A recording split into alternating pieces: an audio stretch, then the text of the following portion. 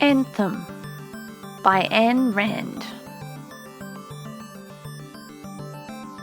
Part 5.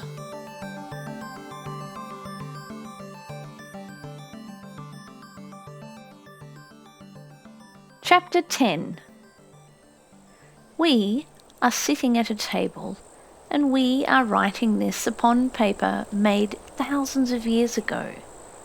The light is dim, and we cannot see the golden one, only one lock of gold on the pillow of an ancient bed. This is our home. We came upon it today at sunrise. For many days we had been crossing a chain of mountains. The forest rose among cliffs, and whenever we walked out upon a barren stretch of rock, we saw great peaks before us in the west, and to the north of us, and to the south, as far as our eyes could see. The peaks were red and brown, with the green streaks of forests as veins upon them, with blue mists as veils over their heads. We had never heard of these mountains, nor seen them marked on any map. The uncharted forest has protected them from the cities and from the men of the cities. We climbed paths where the wild goat dare not follow. Stones rolled from under our feet, and we heard them striking the rocks below, farther and farther down, and the mountain rang with each stroke, and long after the strokes had died. But we went on, for we knew that no men would ever follow our track nor reach us here. Then, today, at sunrise, we saw a white flame among the trees, high on a sheer peak before us. We thought that it was a fire and stopped, but the flame was unmoving, yet blinding as liquid metal. So we climbed towards it through the rocks, and there, before us, on a broad summit, with the mountains rising behind it, stood a house such as we had never seen, and the white fire came from the sun on the glass of its windows. The house had 2 stories and a strange roof flat as a floor.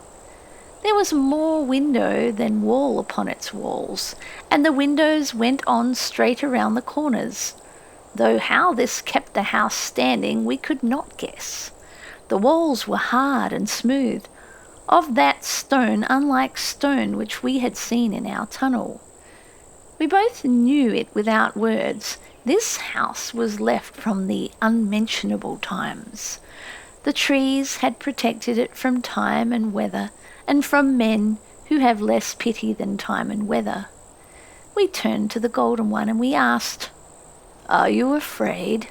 But they shook their head. So we walked to the door and we threw it open, and we stepped together into the house of the unmentionable times. We shall need the days and years ahead to look, to learn, and to understand the things of this house. Today we could only look and try to believe the sight of our eyes. We pulled the heavy curtains from the windows, and we saw that the rooms were small, and we thought that not more than 12 men could have lived here. We thought it strange that men had been permitted to build a house for only 12. Never had we seen rooms so full of light.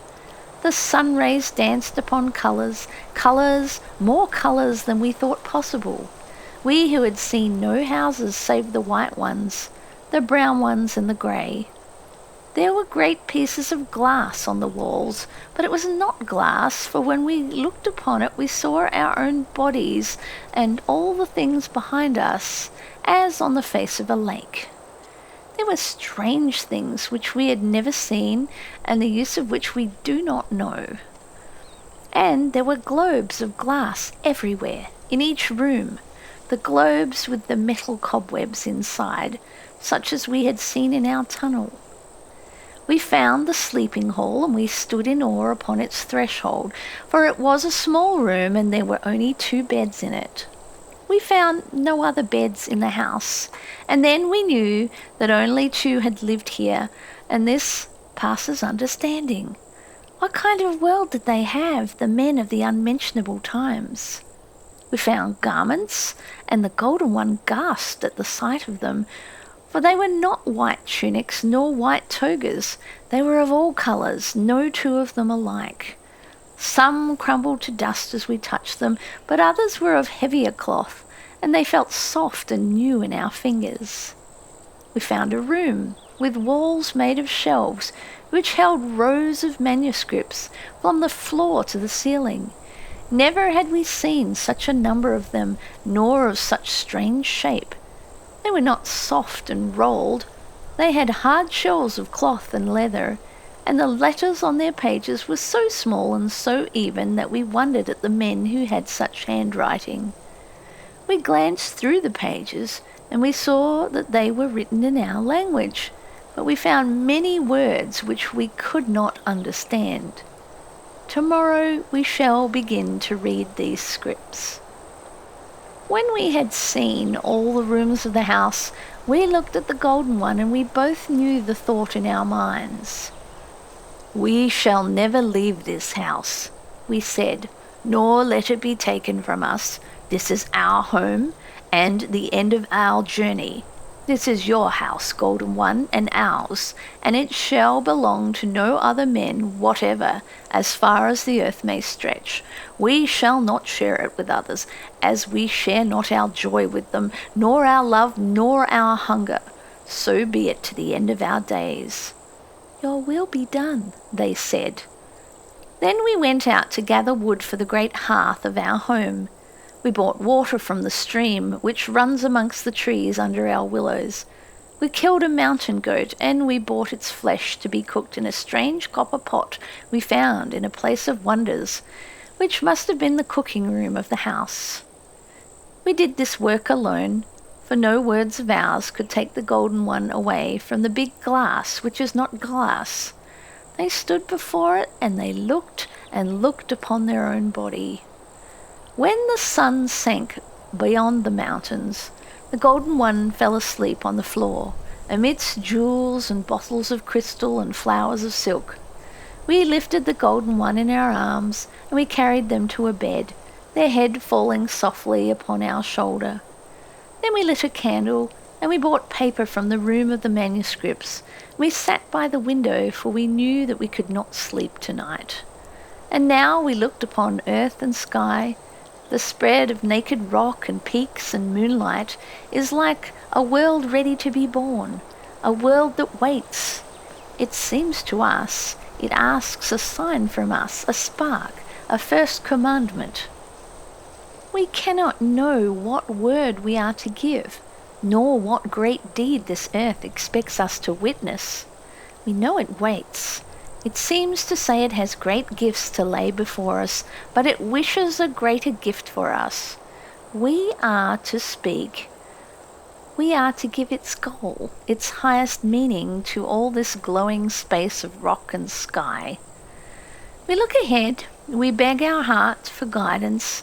In answering this call, no voice has spoken, yet we have heard. We look upon our hands. We see the dust of centuries, the dust which hid the great secrets and perhaps great evils, and yet it stirs no fear within our hearts, but only silent reverence and pity. May knowledge come to us. What is the secret our heart has understood and yet will not reveal to us, although it seems to beat as if it were endeavouring to tell it? Chapter 11. I am, I think, I will. My hands, my spirit, my sky, my forest, this earth of mine. What must I say besides? These are the words, this is the answer. I stand here on the summit of the mountain. I lift my head and I spread my arms. This, my body and spirit, this is the end of the quest. I wish to know the meaning of things. I am the meaning. I wish to find a warrant for being. I need no warrant for being and no word of sanction upon my being. I am the warrant and the sanction. It is my eyes which see, and the sight of my eyes grants beauty to the earth. It is my ears which hear, and the hearing of my ears gives its song to the world. It is my mind which thinks, and the judgment of my mind is the only searchlight that can find the truth. It is my will which chooses, and the choice of my will is the only edict I must respect. Many words have been granted me, and some are wise and some are false, but only 3 are holy. I will it. Whatever road I take, the guiding star is within me. The guiding star and the lodestone which point the way, they point in but one direction. They point to me. I know not if this earth on which I stand is the core of the universe, or if it is but a speck of dust lost in eternity. I know not, and I care not, for I know what happiness is possible to me on earth, and my happiness needs no higher aim to vindicate it. My happiness is not the means to any end. It is the end. It is its own goal. It is its own purpose. Neither am I the means to any end others may wish to accomplish. I am not a tool for their use. I am not a servant of their needs. I am not a bandage for their wounds. I am not a sacrifice on their altars. I am a man. This miracle of me is mine to own and keep, and mine to guard, and mine to use, and mine to kneel before. I do not surrender my treasures, nor do I share them. The fortune of my spirit is not to be blown into coins of brass and flung to the winds as alms for the poor of the spirit. I guard my treasures, my thought, my will, my freedom, and the greatest of these is freedom. I owe nothing to my brothers, nor do I gather debts from them. I ask none to live for me, nor do I live for any others. I covet no man's soul, nor is my soul theirs to covet. I am neither foe nor friend to my brothers, but such as each of them shall deserve of me. And to earn my love, my brothers must do more than to have been born.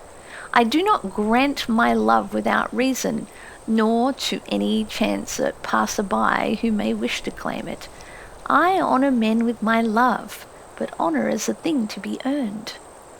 I shall choose friends among men, but neither slaves nor masters, and I shall choose only such as please me, and them I shall love and respect, but neither command nor obey. And we shall join our hands when we wish, or walk alone when we so desire, for in the temple of his spirit each man is alone. Let each man keep his temple untouched and undefiled. Then let him join hands with others if he wishes, but only beyond his holy threshold. For the word we must never be spoken, save by one's choice and as a second thought. This word must never be placed first within man's soul, else it becomes a monster, the root of all evils on earth, the root of man's torture by men, and of an unspeakable lie. The word we must never be spoken, save by one's choice and as a second thought. This word must never be placed first within man's soul, else it becomes a monster, the root of all the evils, the root of man's torture by men, and of an unspeakable lie. The word we is as lime poured over men, which sets and hardens to stone, and crushes all beneath it. And that which is white and that which is black are lost equally in the grey of it. It is the word by which the depraved steal the virtue of the good, by which the weak steal the might of the strong, by which the fools steal the wisdom of the sages. What is my joy if all hands, even the unclean, can reach into it? What is my wisdom if even the fools can dictate to me? What is my freedom if all creatures, even the botched and the impotent, are my masters? What is my life if I am but to bow, to agree, and to obey?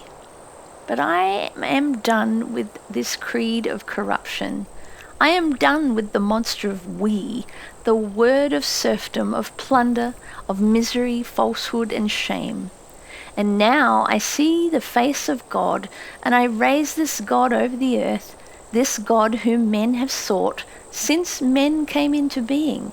This God Who will grant them joy and peace and pride? This God, this one word, I. Chapter 12. It was when I read the first of the books I found in my house that I first saw the word I. And when I understood this word, the book fell from my hands and I wept. I, who had never known tears, I wept in deliverance and in pity for all mankind. I understood the blessed thing which I had called my curse. I understood why the best in me had been my sins and my transgressions, and why I had never felt guilt in my sins. I understood that centuries of chains and lashes would not kill the spirit of man, nor the sense of the truth within him. I read many books for many days. Then I called the Golden One, and I told her what I had read and what I had learned.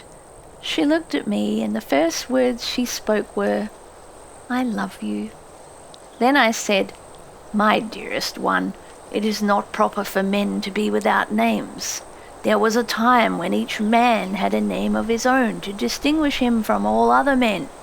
So let us choose our names. I have read of a man who lived many thousands of years ago, and of all the names in these books, his is the one I wish to hear.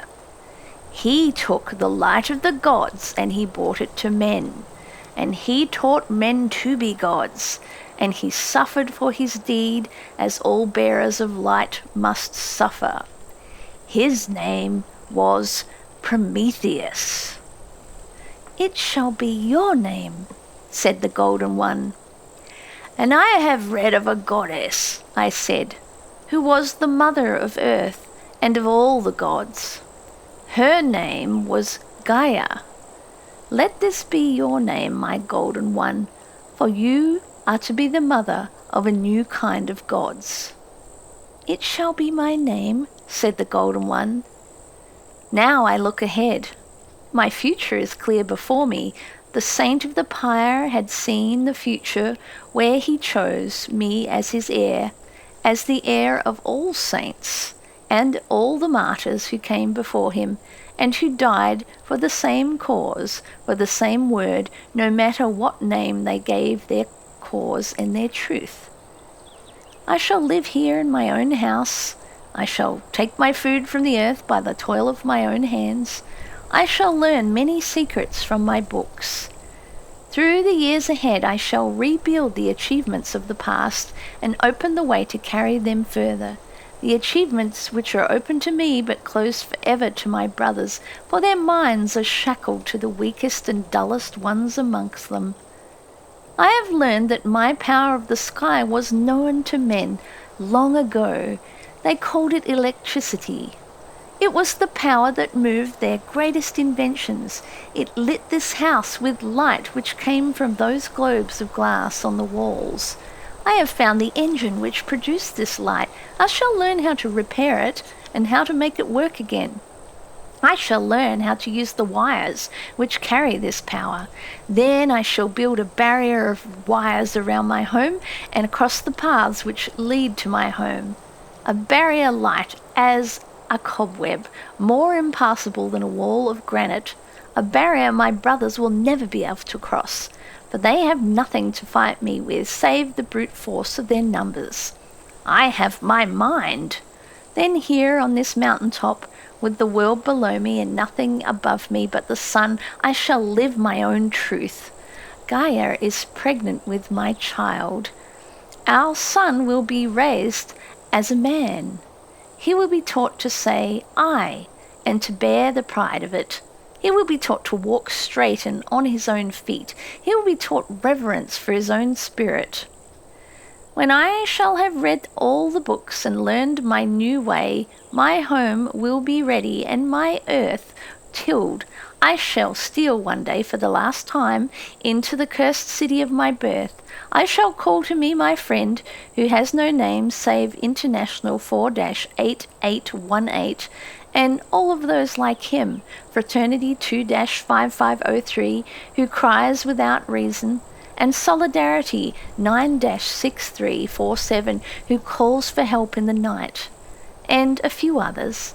I shall call to me all the men and all the women whose spirit has not been killed within them, and who suffer under the yoke of their brothers. They will follow me, and I shall lead them to my fortress. And here, in this uncharted wilderness, I and they, my chosen friends, my fellow builders, shall write the first chapters in the new history of man. These are the things before me, and as I stand here at the door of glory, I look behind me for the last time. I look upon the history of men which I have learned from the books, and I wonder. It was a long story, and the spirit which moved it was the spirit of man's freedom. But what is freedom? Freedom from what? There is nothing to take a man's freedom away from him, save other men. To be free, a man must be free of his brothers. That is freedom and nothing else.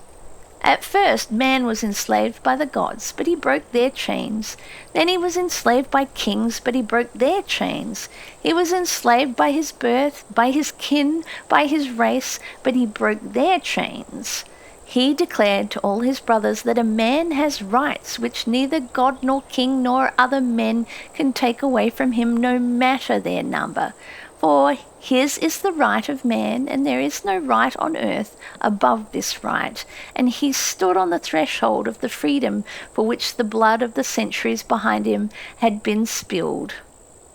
But then he gave up all he had won and fell lower than his savage beginning. What brought it to pass? What disaster took their reason away from men? What whip lashed them to their knees in shame and submission? The worship of the word we. When men accepted that worship, the structure of centuries, collapsed about them, the structure whose every beam had come from the thought of some one man, each in his day down the ages, from the depth of some one spirit, such spirit as existed but for its own sake. Those men who survived, those eager to obey, eager to live for one another, since they had nothing else to vindicate them. Those men could neither carry on nor persevere what they had received. Thus did all thought, all science, all wisdom perish on earth. Thus did men with nothing to offer save their great number, lost the steel towers, the flying ships, the power wires, all the things that they had not created and could never keep. Perhaps later some men had been born with the minds and the courage to recover those things which were lost. Perhaps those men came before the council of scholars. They were answered as I had been answered, and for the same reasons. But I still wonder how it was possible in those graceless years of transition long ago that men did not see whither they were going and went on in blindness and cowardice to their fates. I wonder, for it is hard for me to conceive how men who knew the word I could give it up and not know what they lost. But such has been the story, for I have lived in the city of the damned, and I know what horror men permitted to be brought upon them. Perhaps in those days there were a few among men, a few of clear sight and clean soul who refused to surrender that word. What agony must have been theirs before that which they saw coming and could not stop. Perhaps they cried out in protest and in warning, but men paid no heed to their warning, and those few, fought a hopeless battle, and they perished with their banners smeared by their own blood, and they chose to perish, for they knew. To them I send my salute across the centuries and my pity. Theirs is the banner in my hand, and I wish I had the power to tell them that the despair of their hearts was not to be final, and that their night was not without hope. For the battle they lost can never be lost, for that which they died to save can never perish. Through the darkness, through all the shame of which men are capable, the spirit of man will remain alive on this earth. It may sleep, but it will awaken. It may wear chains, but it will break through. And man will go on. Man, not men. Here on this mountain I and my sons and my chosen friends shall build our new land and our fort, and it will become as the heart of the earth, lost and hidden at first, but beating louder each day, and word of it will reach every corner of the earth. And the roads of the world will become as veins which will carry the best of the world's blood to my threshold. And all my brothers and the councils of my brothers will hear of it, and they will be impotent against me. And the day will come when I shall break all the chains of the earth and raise the cities of the enslaved, and my home will become the capital of a world where each man will be free to exist for his own sake. For the coming of that day I shall fight, I and my sons and my chosen friends, for the freedom of man, for his rights, for his life, for his honour.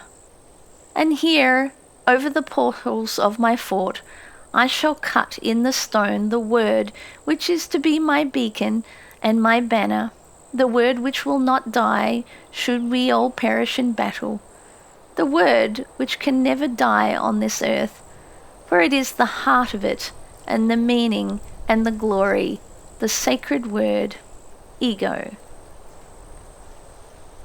The end.